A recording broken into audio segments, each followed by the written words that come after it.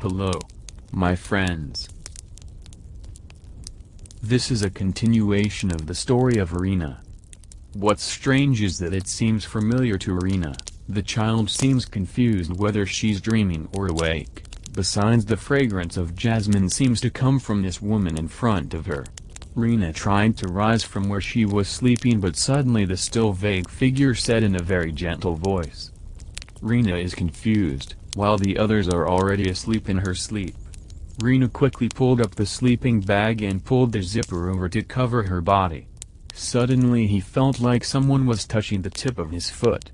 The cold hand grinned very slowly, touched his legs and fingers. His long fingernails made it uncomfortable. After that, now Irina's body feels heavy, makes her body feel stiff, has difficulty moving, breathing. 7 times Irina sang the verse of the chair. She was grateful that she finally got away from the weight. Until it's and dawn gathers, Irina sleeps and dreams of the queen, leading with her soft hands. Come with me, I'll marry you to my sister, a prince in my palace. Irina followed her walking steps, leading herself to a magnificent palace. Luckily, Irina woke up and sat down. Feeling the shock of being surrounded by everyone in the house, including an ustad, under a state of unconsciousness. He asked about what had happened to him, but there was no answer from anyone until he was given a drink by an ustad. Are you okay, Rin? Dio then sat next to him. Just now you walked towards the post with an anti-eye, explained Dio. Once he did not believe what his friend said, he then recounted a series of incidents that happened to Irina an hour ago. Luckily the other friends were chasing you earlier. If you wanted to be carried away by the softener of Mount S to the post at the end of the village where there is a tomb, explained Mr. Ustad. Irina nodded. She understood the series of events, but again she had to keep something else to everyone in the not too big a rush. Thank God you're still okay, son. Have a rest first, Grandpa concluded. That afternoon Irina lay feeling pain in her body while listening to friends outside who were talking about her. A woman came in. One of Dio's neighbors brought her some hot tea. Back, I can ask you a question, said the woman, slumped on her right cheek. Irina nodded. Back's coming again in a month, huh? He shook his head and replied with reason if he didn't rest enough. Yeah, maybe tomorrow's girl shouldn't show up because of this condition. Ronnie just smiled while telling her to eat. Ronnie is like knowing if Irina. There's something hidden, just smiling at Irina, who hasn't told anyone about her situation, including with her best friend Dio. Irina sits next to Dio, who seems to be busy looking for something in his career. While other friends seem to be mixing, they talk to other friends. Irina herself did not stop seeing the view from behind the glass of a vehicle she was riding while it was driving. In a situation filled with people, an old father who was looking at Irina, the old father who sat next to Dio, and then said in a tone of disapproval, "Sick people are taken away. That's how it is." Dio heard and said, "Who, sir, is sick?" "Your next friend is sick again, Mass." "Why was he asked to climb?" Firmly and clearly a voice came out of the old father's mouth, who had been watching Irina. Dio's face seemed confused, and he then asked Irina about it. "Are you sick, Rin?" Irina shook her head, beckoning over. The answer to Dio's question, but his gaze still leads out the window. He dare not face his best friend, fearing that he will be caught lying. Irina's vehicle finally reached the destination. Dio then headed to the place where they had to take the climbing permit. After all was done, at 5:30 they hurried on ascent. The first post went through safely until they stopped in a cage while resting.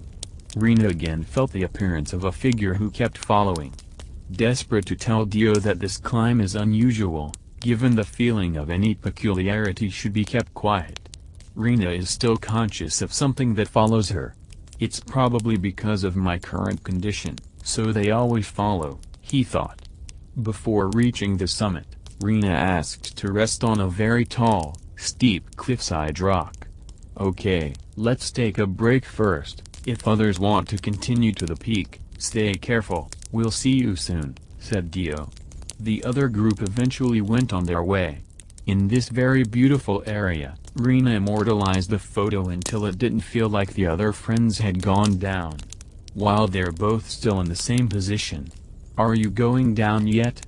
We're going down first, scared to the bottom of the night. Oh okay. I and Rena go up for a while and then follow down shortly after. Though once clear weather suddenly rained, Rena and Dio tried to keep going even though the condition of the ground was getting wet and slippery. Many times Rena slipped and they decided to take another break and wear raincoats because the rain was getting stronger. Among the growing sounds of rain, Rena hears the sound of one's breathing. Rena tries to tell Dio this while pointing towards where the voice was heard. However, he assumed that Rena was just exhausted. But actually Rena was pretty sure that it was a very clear breath coming from the direction of the bushes over there. But in fear of being overestimated, he eventually returned to positive thinking. When the rain began to subside, this time it was true that they heard the sound of a step closer and it turned out that another group had just arrived here. Rin, what do you think you've heard, huh? Dio whispered softly, he was afraid that the climbers would hear it. Rena explained once again, if the origin of the sound came from the bushes there. Rena pointed back at the bushes. Well then it's raining, was lazy thinking. Dio's trouble finally concluded not to discuss it again. They're acquainted with the climbers. And after greeting, the man Rena believed to be the leader of the group of 6 asked Dio. Hey you two guys? No Kang, we have 11 people, but the others were down when we took a break, so why Kang? Dio explained at length. Join us? Do we want to show up? Do you want to go to Kawa or Punkak? If you want to go to Punkak together. It was not long before the leader of a group called Kang Dadang offered his invitation. One of his members whispered something to Kang Dadang. Though whispering but faintly heard an objection to his offer.